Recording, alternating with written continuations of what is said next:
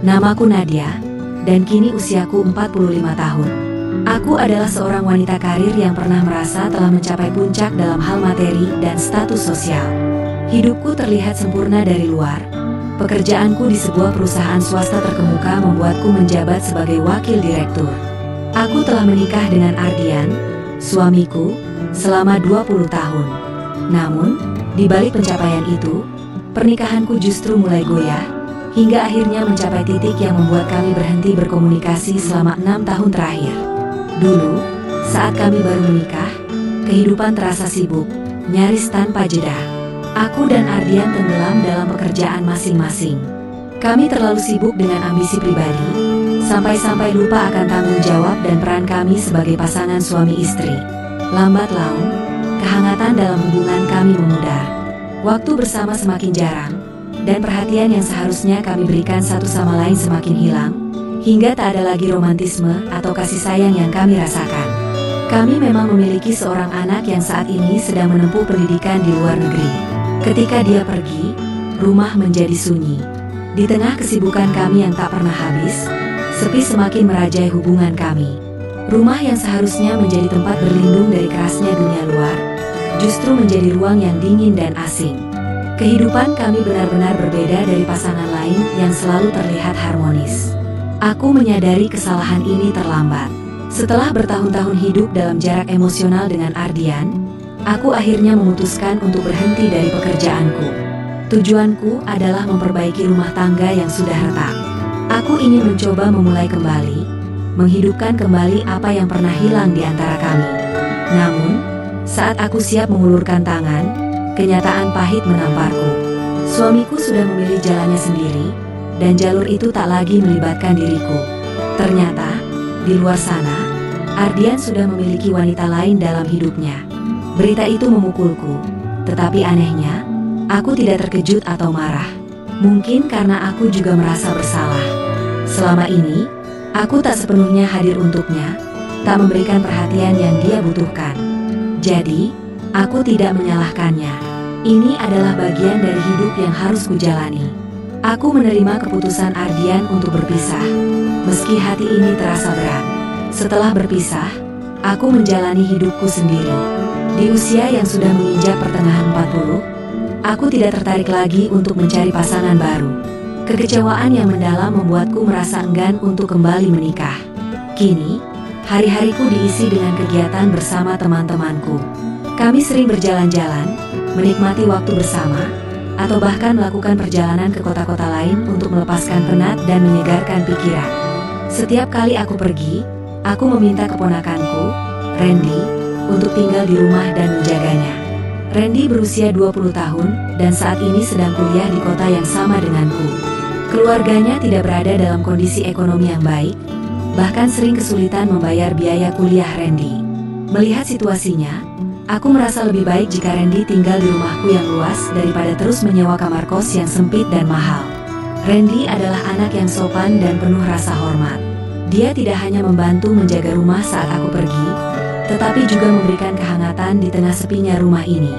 Meskipun hidupku telah banyak berubah, setidaknya aku merasa nyaman dengan keputusan-keputusan yang aku buat saat ini. Kini, aku berusaha menerima apa yang sudah digariskan dalam hidupku.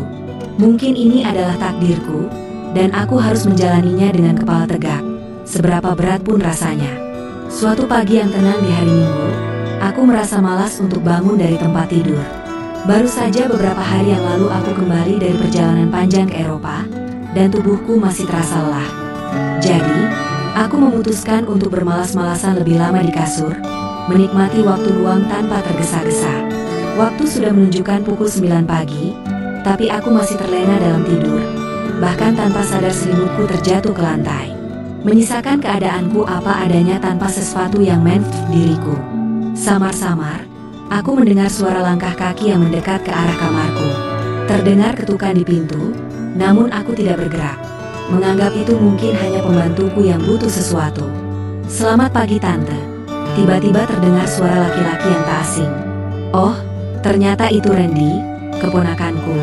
Dalam hati aku bertanya-tanya, apa yang membuat Randy mencariku pagi-pagi begini? Aku tetap memejamkan mata. meletakkan kedua tanganku di bawah bantal, tak ingin terganggu oleh ketukan yang terus berlanjut. Tante. Randy memanggil namaku lagi sambil mengetuk pintu dengan lembut tapi berulang-ulang.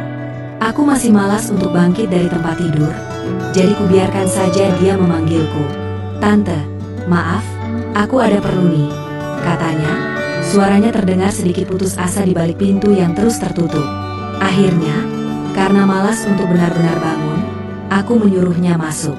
Masuk saja, tante lagi malas bangun, kataku sambil meraih bantal guling kesayanganku yang berwarna pink. Randy pun masuk, membuka pintu dengan hati-hati. Saat melihatku yang masih terbaring tanpa selimut, dia langsung memalingkan wajahnya ke arah lemari, tampak malu. Namun, aku tetap diam saja, terlalu malas untuk peduli. Kenapa, Ren?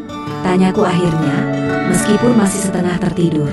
Ini tante, motorku mogok, jadi aku nggak bisa ke kampus hari ini. Boleh nggak aku pinjam motor tante? Ujarnya dengan nada gugup. Mungkin dia sedikit canggung melihat kondisiku yang apa adanya. Oh, ya sudah. Kunci motornya ada di atas meja. Ambil saja. Pakai saja motornya, kataku sambil menarik selimut untuk menutupi vapeku lagi dan kembali mencoba tidur.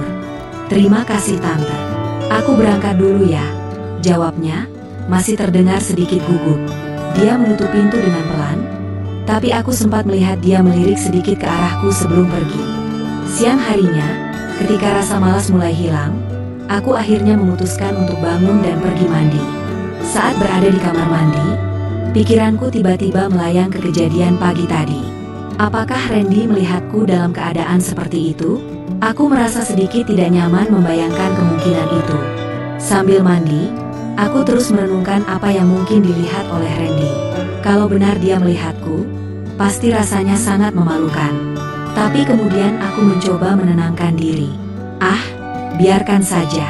Lagi pula, Randy itu anak yang sopan dan tahu batas. Dia pasti tidak berpikir yang aneh-aneh, pikirku, berusaha mengalihkan rasa risih yang sempat mengganggu. Malam pun tiba. Aku duduk sendirian di depan televisi, menunggu Randy pulang dari kampus. Waktu sudah menunjukkan pukul 19, tapi Randy belum juga pulang.